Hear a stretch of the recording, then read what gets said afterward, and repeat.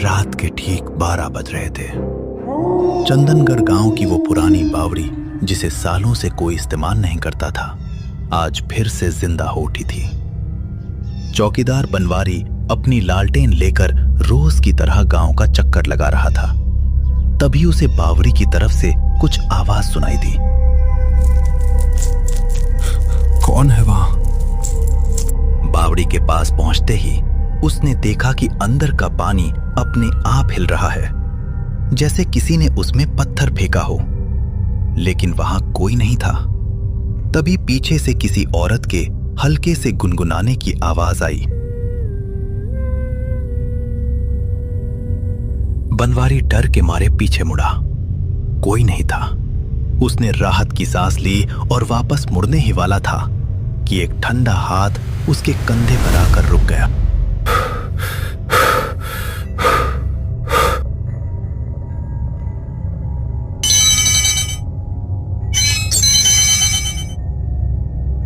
शहर में वीर की आंख फोन की घंटी से खुली। हेलो वीर बेटा, दादाजी नहीं रहे। रात को सोते सोते ही उनकी सांस रुक गई। तुम जल्दी से जल्दी गांव आ जाओ। वीर को जैसे किसी ने झटका दिया हो। उसने तुरंत अपनी बैग पैक करनी शुरू कर दी। उसकी करीबी दोस्त रिया को जैसे ही पता चला, वो भी उसके साथ चलने को तैयार हो गई। मैं भी साथ आती हूँ। तुम्हें इस वक्त किसी का साथ चाहिए, और वैसे भी मुझे बहुत दिनों से शहर से बाहर जाना था। दोपहर तक दोनों चंदनगढ़ पहुंच गए। गांव की हवा में एक अजीब सी भारीपन थी। हर घर का दरवाजा बंद था और लोग एक दूसरे से नजरें चुरा रहे थे। हवेली पहुंचने पर चाचा देवराज सिंह, ठकुराइन और चचेरा भाई आरव इंतजार करते मिले। भाई आ गया तू, चल अंदर चल, सब इंतजार कर रहे हैं। दादाजी की अंतिम क्रिया विधि पूरी हुई। शाम होते होते वीर ने आरव से पूछा, गांव में सब इतने डरे हुए क्यों हैं? कुछ हुआ है क्या? पिछले 1 महीने से गांव में लोग गायब हो रहे हैं। पहले बावड़ी से चौकीदार बनवारी, फिर जंगल के रास्ते से 2 राहगीर, और कल नदी पर कपड़े धोने गई एक औरत भी वापस नहीं आई। पंडित जी कहते हैं ये तीनों जगह आपस में जुड़ी हैं, मगर कैसे, ये किसी को नहीं पता। रात के खाने के बाद रिया वीर के पास आई। चलो जरा बावड़ी की तरफ देखाते हैं। सबने इतना डरा रखा है, देखते हैं आखिर वहाँ है क्या। वीर ने मना किया, मगर रिया कब रुकने वाली थी। दोनों चुपके से निकल गए। चांद बादलों में छिपा हुआ था, इसलिए बावड़ी के आसपास घना अंधेरा था। अचानक हवा तेज हुई। तभी आसमान में एक तेज बिजली कड़की और उसकी रोशनी में एक पल के लिए बावड़ी के दूसरे किनारे पर एक सफेद आकृति दिखी। एक औरत जिसकी आंखें पूरी तरह सफेद थीं, मगर इस बार वो आकृति वहीं नहीं रुकी। वो धीरे धीरे बावड़ी से बाहर निकल आई और जंगल की दिशा में गायब हो गई, जैसे वो उन्हें कुछ दिखाना चाह रही हो। तुमने देखा? वो जंगल की तरफ गई। शायद वो हमें कुछ बताना चाहती है। अगली सुबह दोनों गांव के बूढ़े पंडित रामेश्वर के पास गए। पंडित जी ने आंखें बंद करके कुछ देर सोचा, फिर बोलना शुरू किया। बात 300 साल पुरानी है। यहाँ के राजा विक्रमादित्य की बड़ी रानी थी चंपावती, जो संतानहीन थी। छोटी रानी सुमित्रा का भाई मंत्री विक्रम सिंह राजगद्दी पर अपना प्रभाव चाहता था। उसने राजा के कान में जहर भरा कि रानी चंपावती राजा को जहर देकर मारने की साजिश रच रही हैं। राजा ने बिना जांच किए रानी को नई बनी बावड़ी में जिंदा फेंकने का हुक्म दे दिया। मगर जंगल और नदी का इसमें क्या लेना देना? पंडित जी की आंखों में डर की एक लहर दौड़ गई। रानी की एक वफादार सेविका थी, नाम था कस्तूरी। रानी ने मरने से पहले उसे एक खत दिया था, जिसमें असली साजिश का सच लिखा था। कस्तूरी वो खत लेकर जंगल की तरफ भागी, मगर मंत्री विक्रम सिंह के सिपाहियों ने उसे जंगल में ही पकड़ लिया। फिर क्या हुआ कस्तूरी का? उसे जंगल में ही मार दिया गया और उसका खत छीन लिया गया। मंत्री ने वो खत किसी को ना मिले इसलिए उसे नदी में फेंक दिया, साथ ही रानी की कुछ निशानियां भी। 3 जगह एक ही सच से जुड़ी हैं। बावड़ी जहां रानी मरी, जंगल जहां कस्तूरी मरी और नदी जहां सबूत डूबे। पंडित जी, ये अभी क्यों जाग उठा? सालों से तो शांत था। हर साल एक खास पूजा होती थी इन तीनों जगहों पर, मगर मेरे गुरुजी के जाने के बाद मुझे वो विधि ठीक से याद नहीं रही और इसी साल मैंने वो पूजा अधूरी छोड़ दी। शायद इसी वजह से तीनों जगह एक साथ जाग उठी। उस रात गांव में फिर हड़कंप मच गया।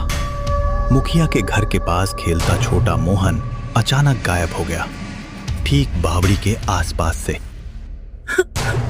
मोहन, मेरा बेटा कहाँ गया? एक तांत्रिक को बुलाया जाए और साथ ही जंगल और नदी की तरफ भी आदमी भेजे जाएं, ताकि और कोई वहां न जाए। अगले दिन एक तांत्रिक गांव पहुंचा। उसने बावड़ी के पास मंत्र पढ़ने शुरू किए, मगर कुछ ही देर में उसका शरीर कांपने लगा और वो जमीन पर गिर पड़ा। ये सिर्फ एक आत्मा नहीं है, ये 3 है और तीनों आपस में बंधी हैं। जब तक तीनों जगहों का सच एक साथ सामने नहीं आएगा, कोई भी पूजा इन्हें नहीं रोक पाएगी। वीर, रिया और आरव सुबह सुबह जंगल की तरफ निकले। घना जंगल, जहां दिन में भी सूरज की रोशनी मुश्किल से पेड़ों के बीच से छनकर आती थी। चलते चलते अचानक रिया रुक गई। तुमने सुना? कोई हमारे पीछे चल रहा है। तीनों ठहर गए। पीछे से सूखी पत्तियों की चरमराहट सुनाई दी, मगर मुड़कर देखने पर कुछ नजर नहीं आया। शायद कोई जानवर होगा।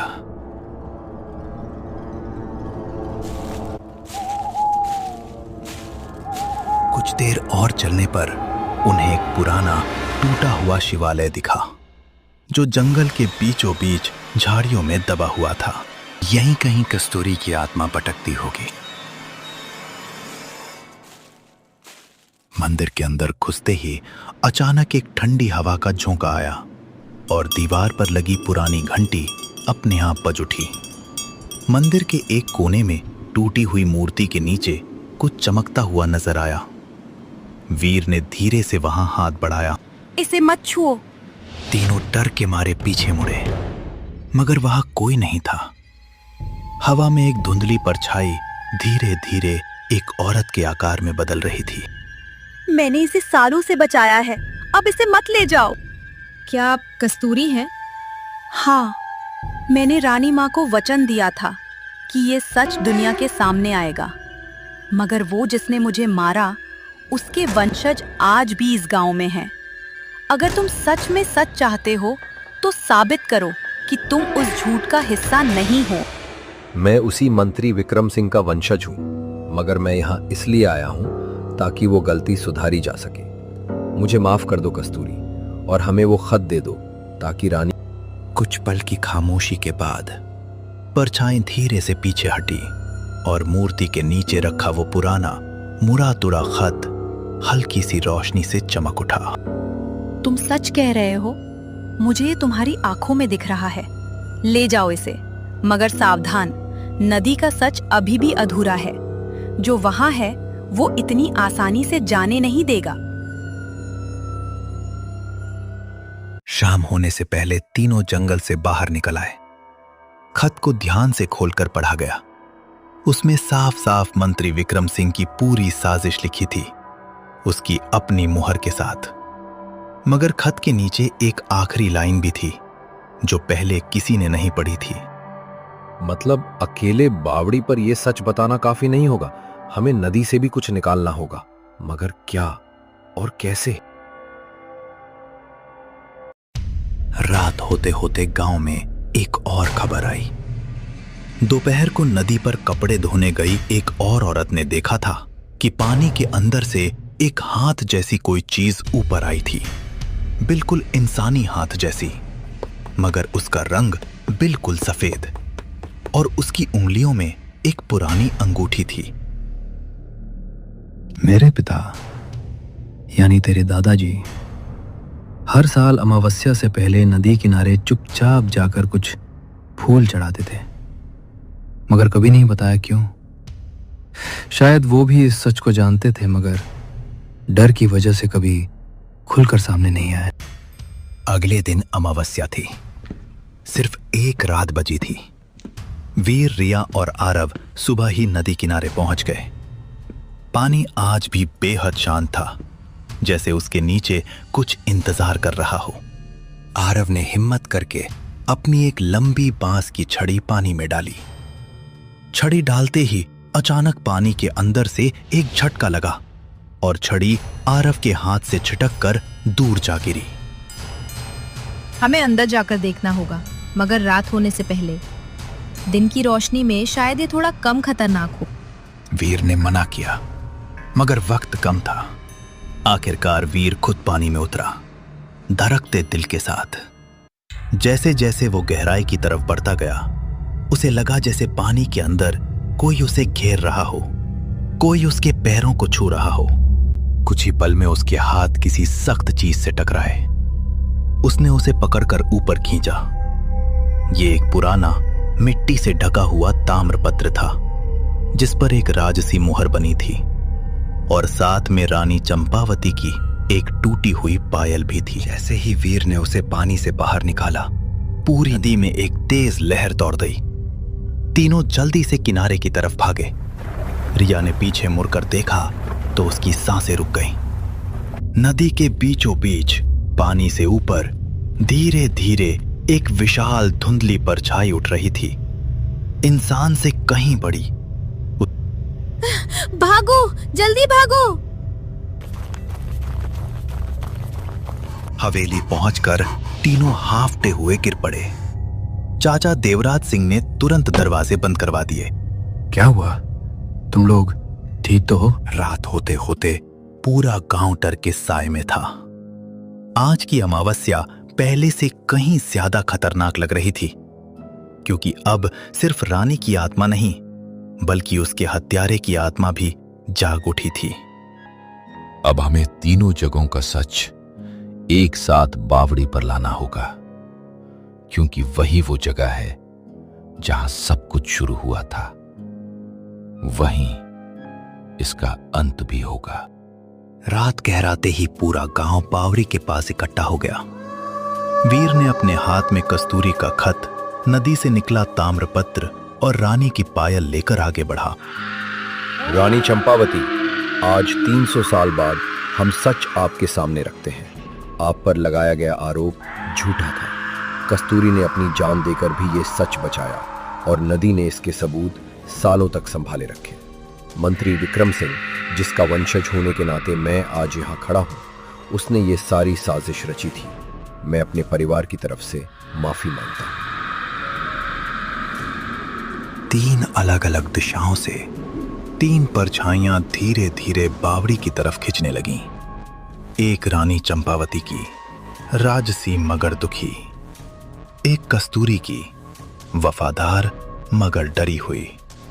और एक विक्रम सिंह की, गुस्से और नफरत से भरी हुई।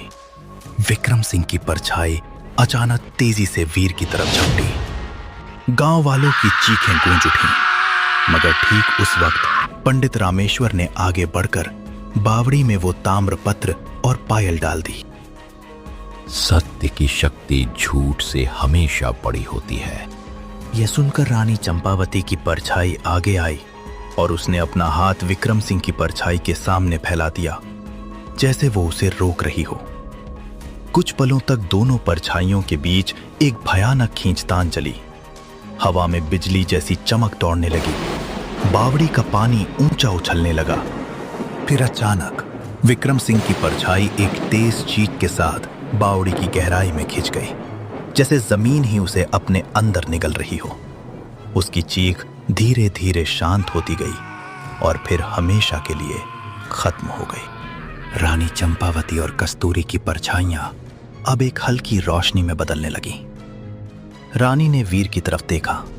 उसकी आंखों में अब दर्द नहीं, बल्कि शांति थी। उसने हल्के से सिर झुकाया और दोनों परछाइयां रोशनी की एक लहर में बदलकर आसमान की तरफ उठ गईं और फिर गायब हो गईं।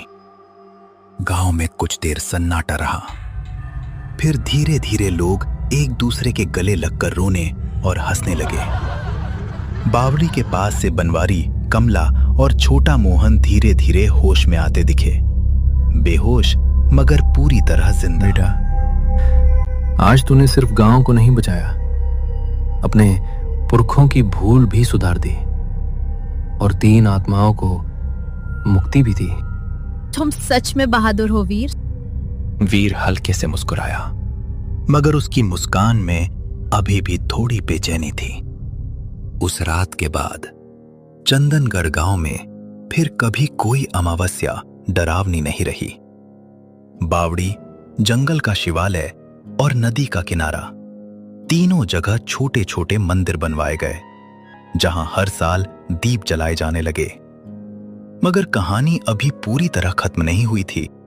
उस रात जब सब लोग जश्न मना रहे थे, पंडित रामेश्वर की नजर बावड़ी के पुराने पत्थर पर पड़ी, जिस पर अचानक धुंध से एक नई पंक्ति साफ हो उठी। ऐसी पंक्ति जो पहले किसी ने नहीं पढ़ी थी। उन्होंने धीरे से वो पंक्ति पढ़ी और उनका चेहरा एक पल में सफेद पड़ गया। ये तो उन्होंने वो बात किसी को नहीं बताई और चुपचाप वहां से चले गए। जंगल के शिवालय में मिट्टी हल्की सी हिलना, नदी के पानी में हल्की लहर, और कहीं दूर जंगल के उस टूटे शिवालय की मूर्ति के नीचे जहां से वो खत निकाला गया था, वहां मिट्टी में दबा एक और पुराना ताम्रपत्र हल्के से चमक उठा, जैसे कोई बहुत पुराना राज अभी जागने वाला हो।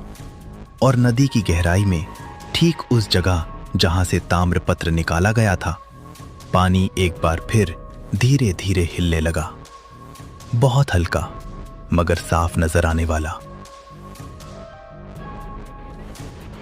रिया गहरी नींद में सोई थी, तभी उसे एक सपना आया। वो खुद को एक राजसी वेशभूषा में घने जंगल के बीच खड़ी देखती है। दूर दूर तक कोई नजर नहीं है, सिर्फ पेड़ों की सरसराहट। कोई है यहाँ? तभी पीछे से कोई उसके कंधे पर हाथ रखता है। वो चौंक कर मुड़ती है और सामने एक स्त्री की परछाई खड़ी है, जिसकी आंखें आंसुओं से भरी हैं। बेटी, तू लौट आई। रिया चीखती हुई नींद से जाग उठती है। उसकी सांसें तेज चल रही थीं और उसका पूरा शरीर पसीने से भीगा। ये कहानी अभी जारी है। आगे जानेंगे कि आखिर पंडित रामेश्वर ने वो कौन सी पंक्ति पढ़ी और जंगल और नदी में अभी भी क्या राज छुपा है बावड़ी की पुकार के भाग 2 में।